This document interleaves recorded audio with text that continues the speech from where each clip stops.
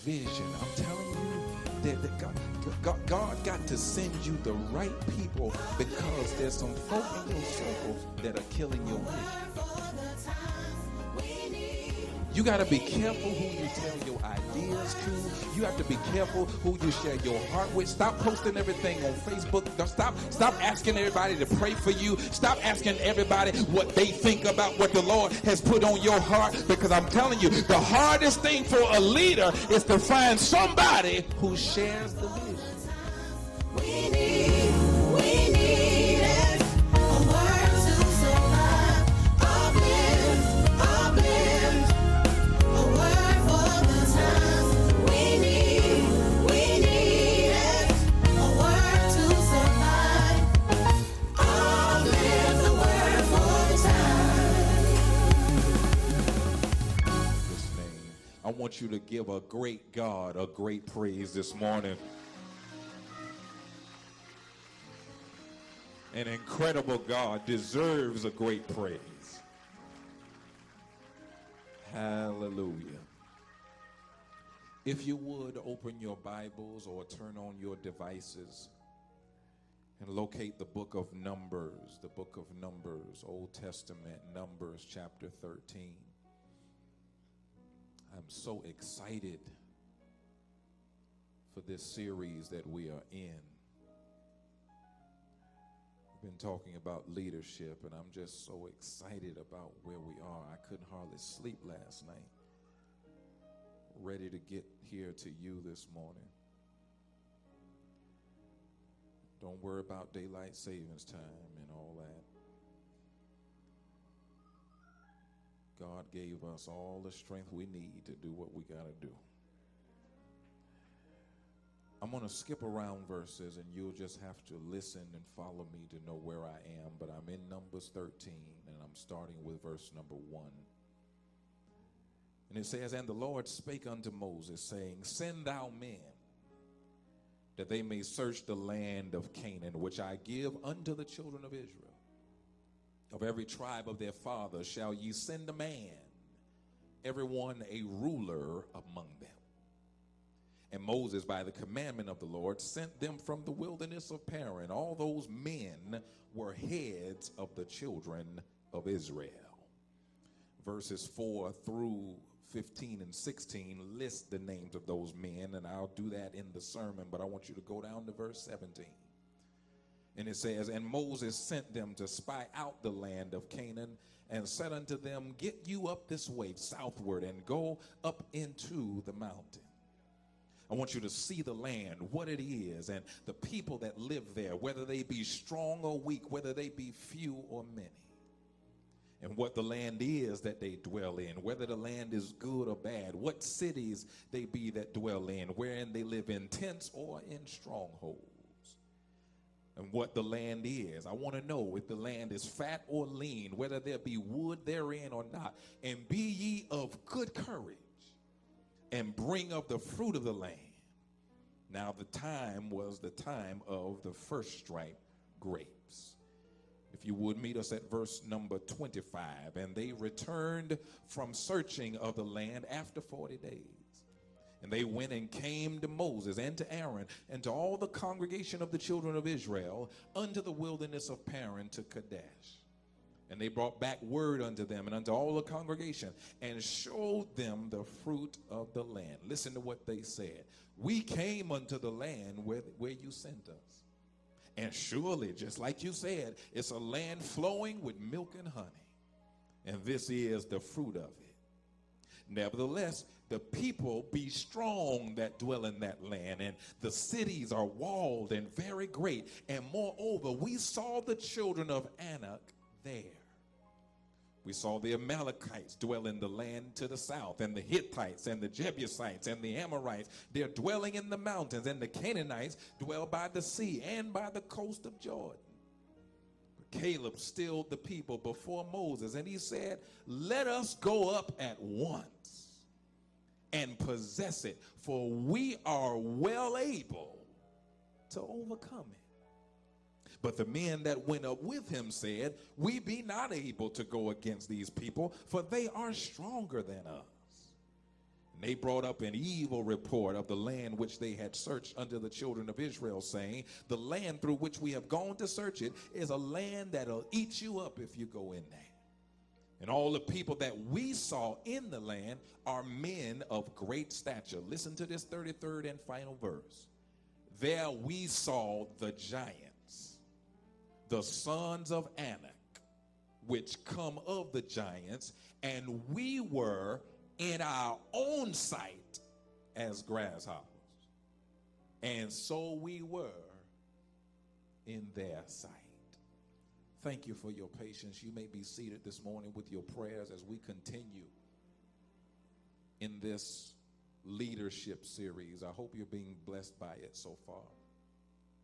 But I want to give you this third installment here and talk about the challenges of leadership. The challenges of leadership. As this series continues to unfold itself, and as we continue to delve into various topics all up under the banner of leadership, I hope at this point, 3 messages in, I hope that you're coming to understand the various layers of leadership. In other words, we started on the first Sunday of this month with the call to leadership. That's the first layer, the call of leadership. It is that sovereign choice that God made about you and I before we were ever born. Before you were formed in your mother's womb, God says, I already made a choice about you. I called you, I anointed you, I set you aside to be my prophet unto the nations. That's the first layer. It always starts with a call. And then last Sunday, we discussed the cause for leadership, the why of leadership. What purpose did God have for placing you in position? Are we placed in position just for our own glory? Are we put to sit in high places just to pursue our own personal agenda? No. The truth that we learned about the cause of leadership is that there must always be a God reason why you are where you are. Whether you're in the mailroom or in the boardroom, there must be a God reason as to why you're there. We learned that there must be a link between the kingdom and the community. To whom much is given, talk to me here, much is required. So it behooves us to understand that as leaders, God has made an investment in us, and we ought to appreciate the investment, because when God elevates you, understand you cannot have elevation without some level of expectation. You got to understand that when God sits you up high, when he calls you to lead, it is always tied to a greater agenda. Are y'all with me so far? We talked about the call to leadership. That's the first layer. Last week was the cause of leadership. That's the second layer. And so then this third layer, I got to give you something a little different than what we advertised. I thought we were going in the direction to talk about the cost of leadership, but I might need another week or two before I can get to that leading up to Easter. But understand this, that before you talk about the cost of leadership, you got to first dive into the challenges of leadership. If you and I are to be leaders, and y'all told me last Sunday that the majority of you feel yourself to be a leader in some way or another, again, from the mailroom to the boardroom, doesn't matter where you sit or serve, all of us as God's children are leaders. But if you and I are to be effective leaders, we have to understand how being chosen can present its share of challenges. There is no individual in this room that can claim to be chosen but not yet deal with the challenges of being chosen. In other words, point number one, you don't get to be in position without having some problems. Have I got a witness here? You cannot have a title and not endure some tests. You cannot sit in the seat and not expect to suffer. I can't be the man and then not deal with some mess. You cannot be the head, talk to me here, and not catch some hell. You cannot be anointed and not get annoyed sometimes. Every one of God's children, no matter where you sit or serve, you cannot be chosen without some challenges. Some people glamorize leadership. And most folk that glamorize leadership are usually people that are not in leadership. Because leaders will tell you, ain't nothing glamorous about this. We make it look easy. Maybe you think we make it look good. We may make it look glamorous. But I'm telling you, there is a weight on the shoulders of every leader in this room that we carry it each and every day. We think about stuff you don't even know about. We got things on our mind and on our heart to where sometimes we can't even enjoy what we do. We can't even enjoy what you enjoy because we're so worried about the details. Any leaders in here know what I'm talking about. You cannot be chosen without some challenges. The reason for that, the reason why it's a challenge, I wish I could tell you, that money would be your greatest challenge. I wish I could tell you, that maybe systems, or governments would be your greatest challenge. Let me tell you what, if you are a leader, the reason why it's so hard is because you got to deal with people. It's going to be a good day. I said the reason why leadership is so hard is because you got to deal with people. And watch me now, people have personalities. When you in leadership, you got to deal with the happy people and the sad people. You got to deal with the stable people and the unstable people. You got to deal with those that are cooperative and those that are contrary. When you are in leadership, you cannot pick and choose which folk you want to deal with. If you're in leadership, you got to deal with them at every level of exposure, every level of experience, because leadership is all about managing personalities. If you are the head of your household in here, if you are having to manage something in here, just raise your hand. Your household or on your job or something. Watch this. It's hard to manage 3 people living in one house. You leave from church today, you're going to get in an argument about where you want to eat. Somebody want Red Lobster, somebody want New Time, somebody just want to go home and go to sleep. If you got more than one person in that car, more than likely it's going to be a conversation. Have I got a witness here? Because you got to manage personality. If you got more than one child, one of them children likely to try you. And if you ain't got but one child, then that child more than likely is going to show some signs of ignorance. I wish I had some help in here, because you got to manage personalities. And you got to be able to deal with whoever shows up. Some days everybody's cooperative and you like, man, we're going to get some stuff done today. But then later on by lunchtime, the other personalities show up.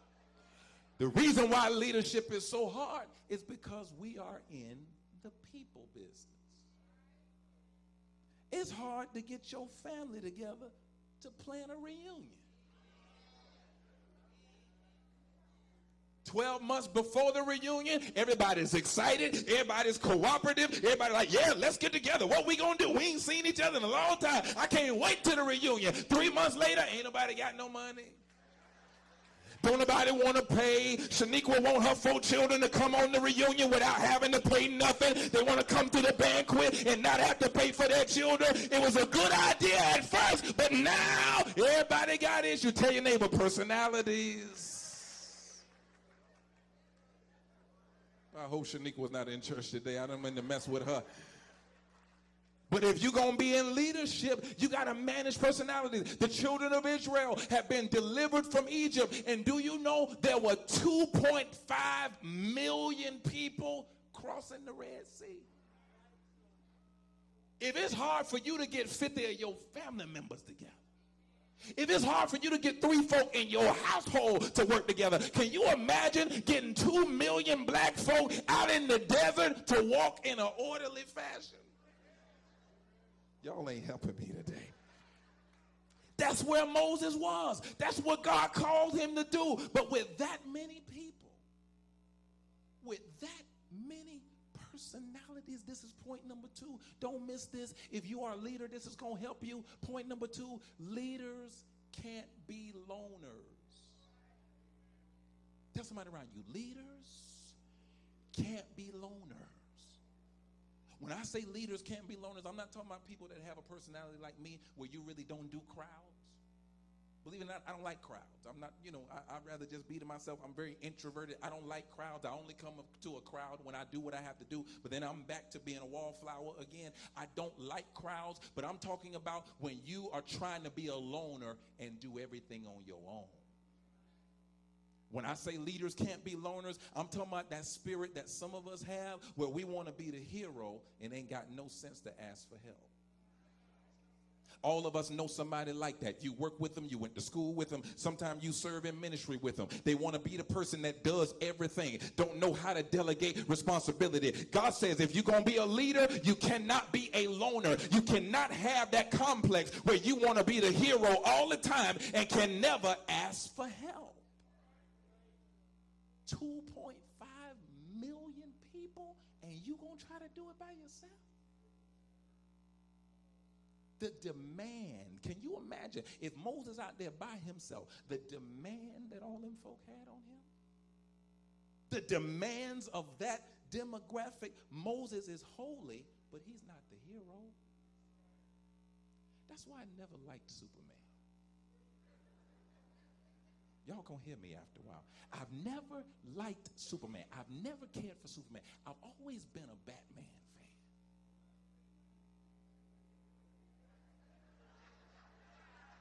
Stay with me here. Just look at it. I've never liked Superman other than the bright colors he always wears. Black is my favorite color, but it ain't got nothing to do with the colors. It's the fact that Superman as a hero has always been a loner.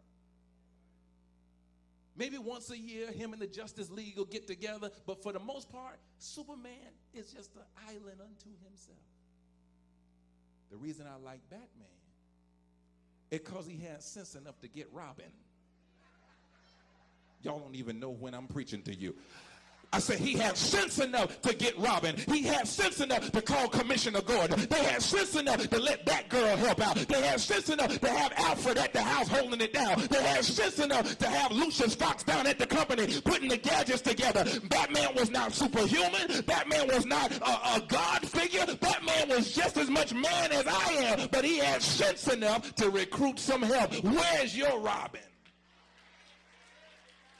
Wonder Woman, where is your helper? Superman, where are the people that you have on your team that can help you shoulder the load? Everybody knows I'm the man around here, but that don't mean I got to be the only man. You can be Batman and still give Robin a chance. It didn't take nothing away from Batman to admit he needs some help because the devil got some kryptonite. And if you got the Superman complex, the devil can take you out real quick. And if Superman is down, what y'all gonna do?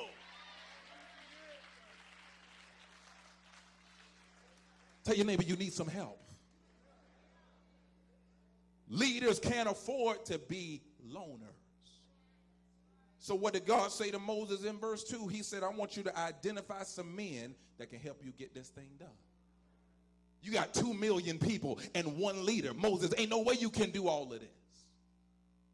That's why an effective leader can discern how to designate and delegate responsibilities. He said, you got 12 tribes of Israel that make up these 2 million people. So I want you to pick one man from each tribe and set them as captains over everybody else. They're going to represent the whole group. So you had the 12 tribes represented. That's that whole list there between verse 3 and verse 16. He said, I want you to find Shammua and put him in place. Find Shaphat and Caleb and Egal and O'Shea, which would be later named Joshua, Paltai and Gadiel and Gadai and Amiel and Sether and Nabi and Guel. Verse 16 says that these were the men that would help Moses lead. So if you do the math, 2 million divided by 12, don't worry, I did it for you. It's about 150,000 people per leader. That's still a lot of folk. 50,000 people sit in FSU Stadium. So you multiply that time 3, and one person got to manage all them people. So if you're a leader listening to me this morning, you don't need to have the Lone Ranger spirit. Heaven doesn't give out extra cookies for people that do it all. all themselves. And you know what I found out about some church folk? Some church folk want to do it by themselves so they can just moan and groan about how they don't have no help. And oh, Lord, I had to do this all by myself. I tried to get them to help me, but won't nobody help me. And you actually think pastor's going to think more of you if you do it all yourself. No, pastor looking at you like, what's wrong with you? All these folk around here, and you can't recruit no help. Stop with the hero complex. There's no way you can handle your assignment on your own. Which is why point number 3, you got to learn how to be accountable without having to be attached. Hear me now. Learn how to be accountable without having to be attached. In other words, as the leader, you are accountable for everything. But as the leader, you don't have to be attached to everything. What you talking about? As pastor of Jacob Chapel, I am accountable for everything that happens. If somebody trip and fall in the parking lot, it ain't had nothing to do with what I got to do preaching, but I'm accountable. Somebody slip and fall in fellowship hall. Don't y'all get no bright ideas now. We got good lawyers. I'm accountable. If the AC don't work, I'm accountable, even though I ain't got nothing to do with that. Even though I am accountable as the leader, I'm not attached to all that stuff. Hear me. I don't deal with 200 choir members. I deal with 2 directors. You understand the difference? I don't deal with 75 ushers. I deal with the 4 captains over each usher board. I don't deal with 6,278 members. I deal with 28 deacons. I'm accountable, but I'm not attached. I don't deal with 200 cast members over the passion play, every speaker, every disciple, every singer. No, I deal with the 4 people that I gave the vision to make the play happen. You got to learn how to be accountable without being attached. I don't count money. I don't touch money. I don't sign checks. I can't authorize checks. All I am is accountable for it, but I'm not attached to that. I don't even have a key to the finance room. It's the only room in this church I don't have a key to. It's the finance room where it's counted and the finance officer's office. Because I don't need that. I'm accountable for it. I know where every penny is, but I'm not attached to it. As a leader, you got to learn how to delegate responsibility and not have to have your hand on everything. I don't make grits and eggs around here. I eat them, but I don't make them. I don't know where they buy the toilet paper from. I got bigger things to do than worrying about paper towels and toilet paper. There used to be a time where I did some of everything around here. I came in, I was here Wednesday night, I taught the choir because I was the choir director. I played the organ on Sunday and then jump up here and try to preach. The devil is a lie. I can't do all that. Y'all weren't here in those days. 2005, 2006, I would get off of work and I would come down here and I would wipe the tables down and get ready for Bible study. I would make all the copies, staple them all together, get ready for Thursday night. I would come in the sanctuary and straighten up. We had a janitor, but I like things a certain way. I wanted a hymn book, a Bible, and a hymn book in every pew, every one over the other. So I go through all of these pews and do all of that. Even though we had a janitor, God had to tell me, you ain't Superman. Y'all wasn't here in those days. You think I just show up and talk? I did some of everything around here.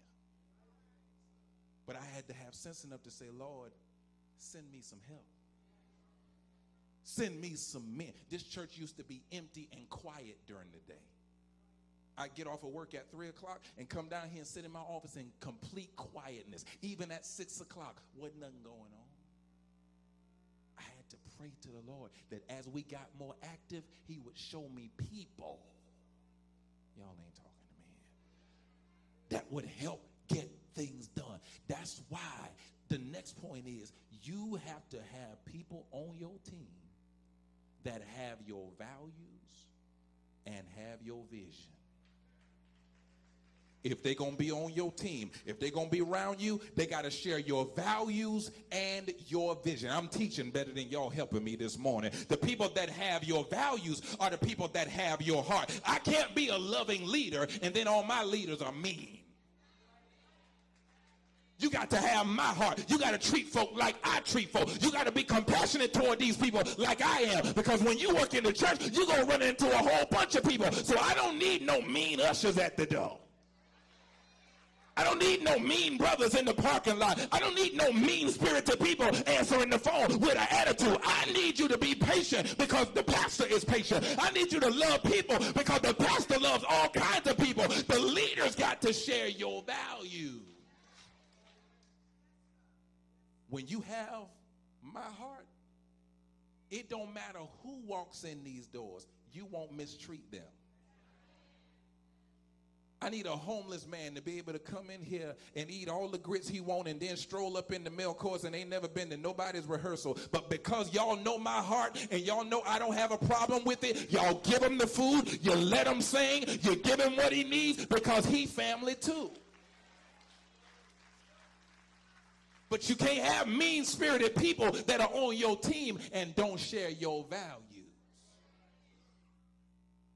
They not only need to have your values, but they also need to have your vision. They need to have your vision. I'm telling you that God got to send you the right people because there's some folk in your circle that are killing your vision. You got to be careful who you tell your ideas to. You have to be careful who you share your heart with. Stop posting everything on Facebook. Stop asking everybody to pray for you. Stop asking everybody what they think about what the Lord has put on your heart. Because I'm telling you, the hardest thing for a leader is to find somebody who shares the vision. I spend a lot of my energy trying to get folk to see what I see. But verse 27 says that everybody is not going to see stuff how you see. Them fellas came back. Remember now, he sent 12 out to represent the 2 million. Sent 12 out. Listen to what they said in verse 27. They say, Moses, we went out there to see that land, and sure enough, just like you said, Moses, it's flowing with milk and honey. So far, so good, right? But then he says, Moses, we got a little problem here because the people be strong that dwell in that land. We're not going to talk about the fact that his English is broken. The people be strong. Maybe y'all didn't even recognize that. Okay. The people be strong that dwell in the land. The cities are walled up. They're very great. Moreover, we saw the children of Anak there. The Amalekites are there. The Hittites, the Jebusites, the Amorites, the Canaanites. All of them are there. Moses, this ain't a good idea. You can hear the pessimism in their voice. They are so concerned with the enemy and how strong the enemy looks. But what bothers me is we preached already last Sunday. God already told them that the Amalekites were going to be there. God already told them the Canaanites was going to be there. God already told them in Exodus chapter 3 what was going to happen. So why is this all of a sudden a surprise? They are so pessimistic. That's why your values and your vision, you got to be careful who you let in your inner circle. It has always been fascinating to me how different people can look at the same thing and see something different. He sent 12 guys out there to look at the same spot of grass. But 10 out of the 12 came back with a negative report. 300 people are listening to the same sermon. And all y'all going to hear something different. Some of y'all going to leave out of here mad, attitude. And then others of you will leave out of here empowered and ready to work. I've always been fascinated by how people can look at the same thing, but some people bring a spirit of pessimism. These 10 guys caused everybody else to panic because they were so pessimistic. But then verse 30 said that one of the 2 guys that were not pessimistic, his name was Caleb. Caleb stilled the people before Moses. He said, hold on, before we go too far with this meeting. Caleb says, Moses, brothers and sisters, this land is for us. The 10 guys looked at the land and saw the giants and the Amalekites and the Canaanites and the enemy. Caleb said, I see this land. This our land here. We need to go up at once and possess the land, because Caleb said, we are well able to overcome any of those obstacles. That's the kind of folk I like around me. That's the kind of talk I like to hear. That's the kind of folk I need on my team. I need folk that can look at a problem and see the promise of God. I need folk to look at an obstacle and see an opportunity. Well, now I don't know how we going to do that. I'm not sure how we going to get that done. If God told you that the land was yours, how can you be pessimistic about what God said? And then it came to me, because I know what the problem is. The problem is Moses is talking, but the people don't really believe that what Moses said is what God said. There's a trust issue between the pulpit and the pew. People hear the pastor talking. They say he's the man of God, but half of y'all don't really believe what I'm saying is from God.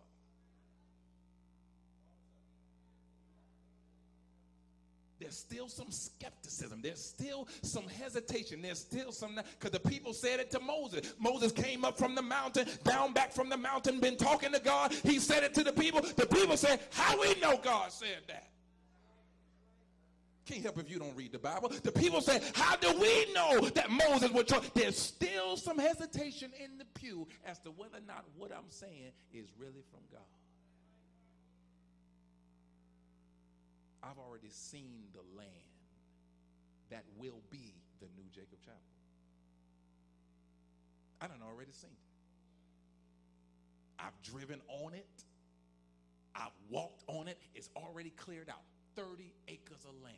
We don't even own it. Not yet. I've seen it. I done prayed on it. Don't tell nobody. I spit on it. I spoke tongues over it. I've claimed it in the name, because I've seen it. But unless you who are listening to me actually believe that that's from God, not just an ego stroke for the pastor, not just him getting what he wants, but it's for the good of the 2 million that we got to serve, you got to be able to look at an empty plot of dirt and see your destiny. If you're going to have an outreach center, you can't have it on this land. We ain't got no room on this land. If you're going to have a school, you can't have it on this land. We ain't got no room on this land. If you're going to have a community outreach 24/7, if we're going to be God's Walmart, we don't have no room on this land. I need some people that can see what I see.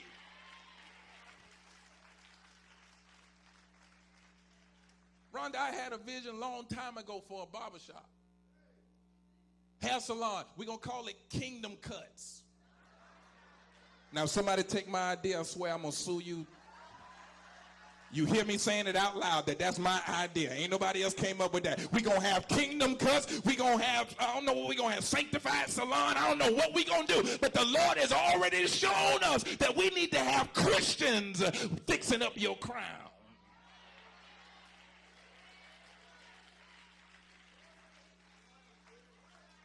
But you got to believe that it's from God. Believe it or not, I'm not looking for a rubber stamp.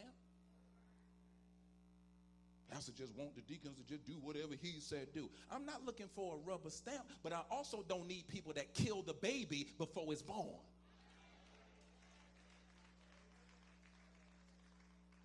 You want to know the kind of leader I am? This will give you a lot of insight. I'm giving you inside information here. This is a peek inside my brain, because some half y'all don't know me. So let me tell you what kind of leader I am. I'm the kind of leader where you can't tell me no.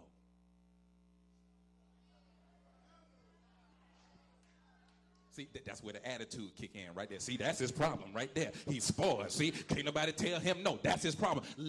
Hear me out. Get in my brain. I'm letting you in. I'm the kind of leader that you can't tell me no when it comes to the will of God. Don't tell me no. Tell me how. Think Get your ego off the table now. Hear me. I didn't say, church, buy me a house. I didn't say, church, buy me a car. I didn't say, church, give me this or give me that. Anytime I come to y'all, it's always for somebody else. How can you say no to the will of God? So when I say we got to give away 5,000 book bags, you can't tell me no. You got to tell me how. You can help me get it done. You can tell me how we going to do it, but not doing it is not an option. I'm the kind of leader, I don't take no for an answer. You can't tell me that we can't put homeless men in our fellowship hall. That's off the table. You don't get to tell me no. Tell me how. Well, Pastor, that's going to interrupt all the ministry stuff. No, the ministry stuff need to be done by 8:30. Because when these men come in here at 9 o'clock, it's not an option. We have got to let them have somewhere to sleep. Don't tell me no. Tell me how. Do y'all see where I'm going with this? That's the kind of leader I am. Because when God gives me something, it's never for me. I ain't never asked y'all for nothing. I've never asked you to do anything for me. Anything I ever got, it was because y'all felt on your hearts to give it to me. But don't catch an attitude when I say don't tell me no. Because my God spoils me. My God got me rotten. He just shows me he can do anything but fail. He tell me whatever you set your hands on is yours. Wherever your feet go is yours. Yes, I'm a spoiled brat in Jesus' name because it's not for me. It's for his glory. Tell your neighbor, stop telling me no.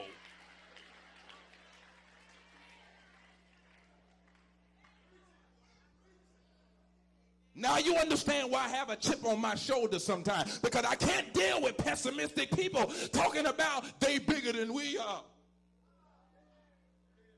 They look like giants.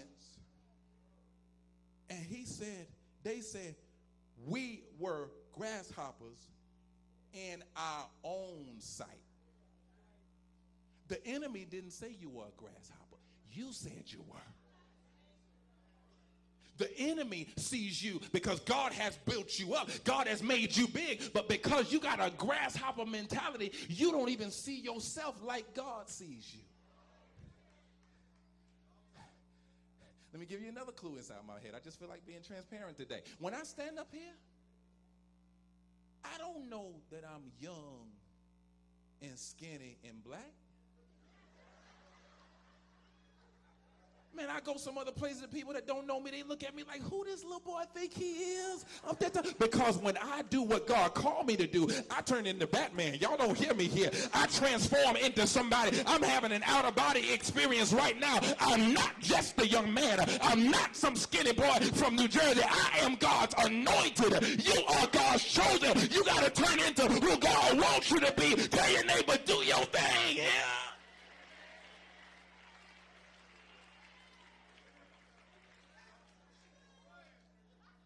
So I don't know that I don't look like I'm supposed to be doing this.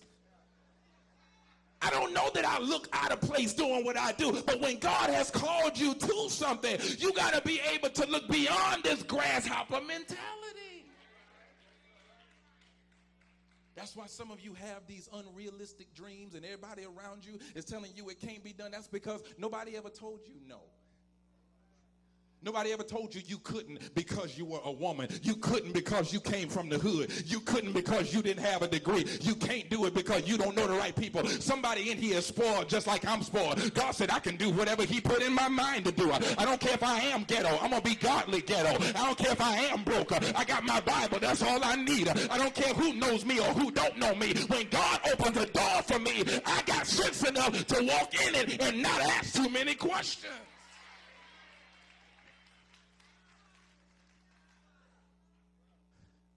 There are people that will come to you, I'm closing, and they call themselves stating the facts. But in the midst of them telling you the facts, you have to ask them, where's your faith? In the midst of you so-called telling me the truth, I got to ask you, whose truth are you telling? Whose report will you believe? Do you know that this 9:30 service is the service that they thought wasn't going to jump off? Well, now you're going to do 3 services. I don't know now. You got folk come 7:30. We know they're going to come at 11 o'clock. But now 9:30, I ain't sure about that. And this the one. Where my 9:30 crowd at? This is the one that's jumping off if ain't nobody else jumping off. I can't quite get up at 6, but I can get up at 8:30 to get in there. So you don't let people talk down what the Lord is telling you, because when you tell me the truth, I'm going to ask you, whose truth are you telling? They told Jesus the truth. Looking at 5,000 people, they told Jesus the truth. All we got is these 2 fish and a little boy's lunch. They told Jesus the truth. But Jesus said, thank you, Holy Ghost. How many loaves do you have? Can you give me what you got and trust me to make up the difference? And isn't it strange? You read John chapter 6 when you get a chance. Isn't it strange that at the end of that story, the disciples that doubted had their baskets of fish and bread too?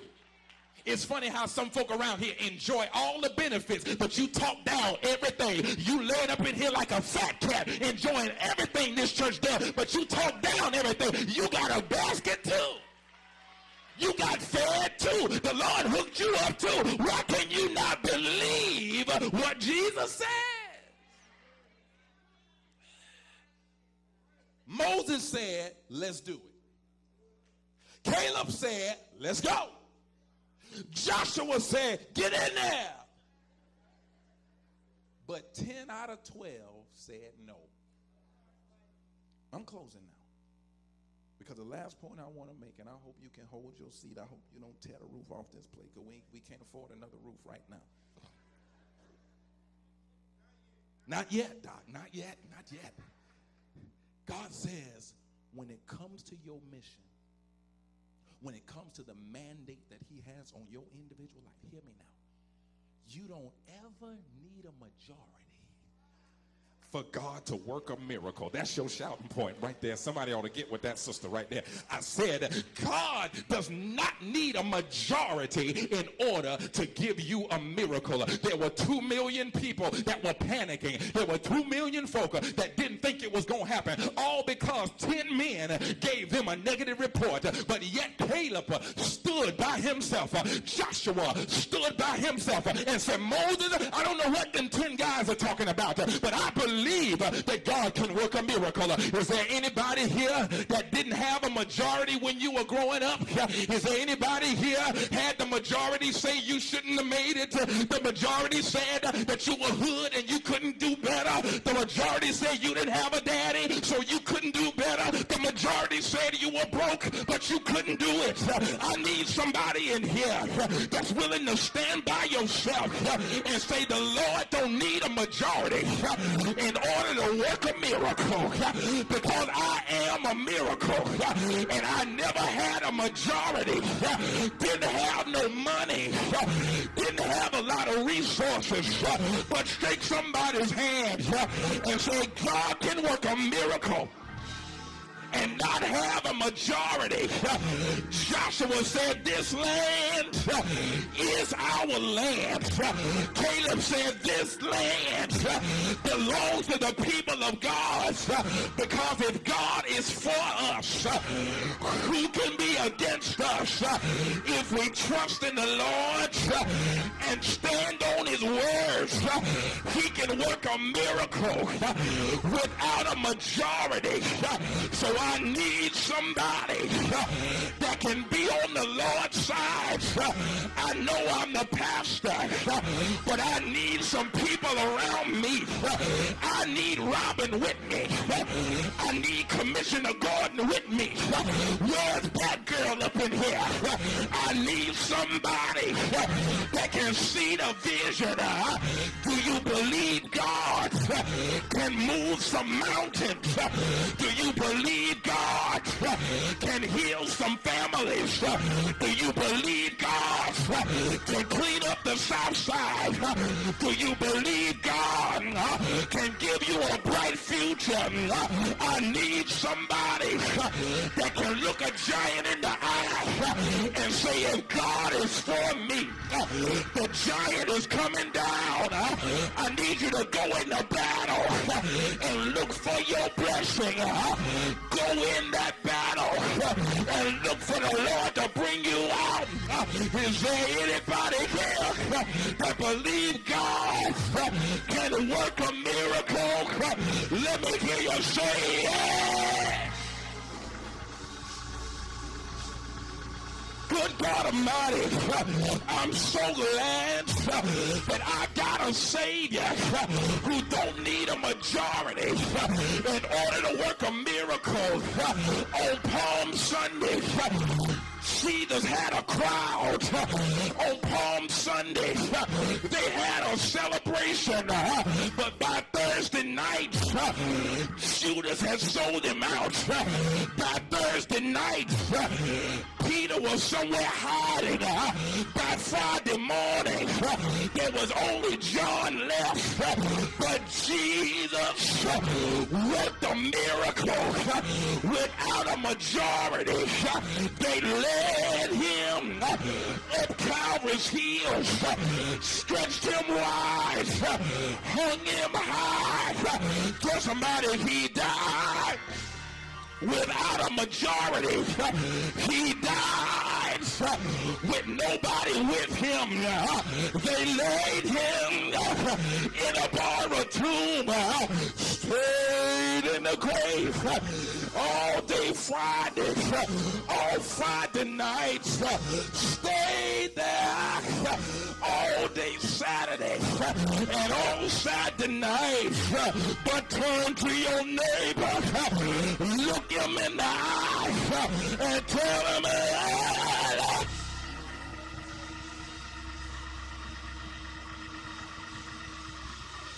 y'all don't hear me. I said,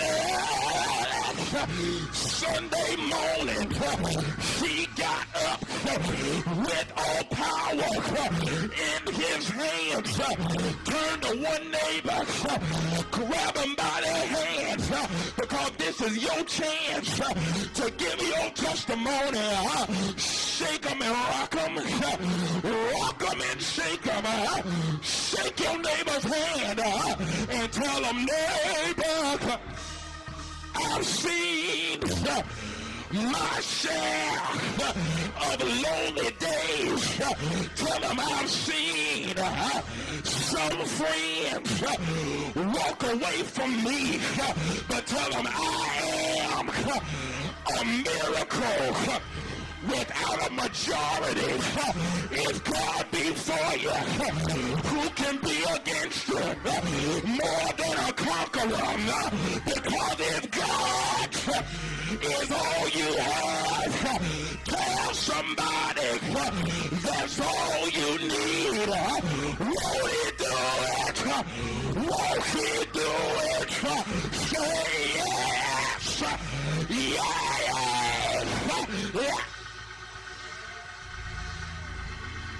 Yeah. He will. He will.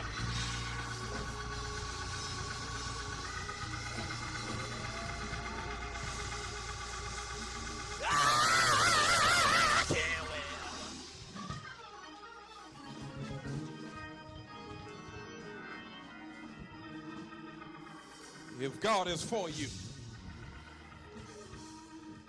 I know what the facts are. God told me the facts before we got here. He never said it would be easy. But if he said, I'm with you, don't worry about the facts. Don't worry about the math. How many of y'all made it through the month of January and February and the math didn't add up? Don't you worry about the math. I'll live the word for time.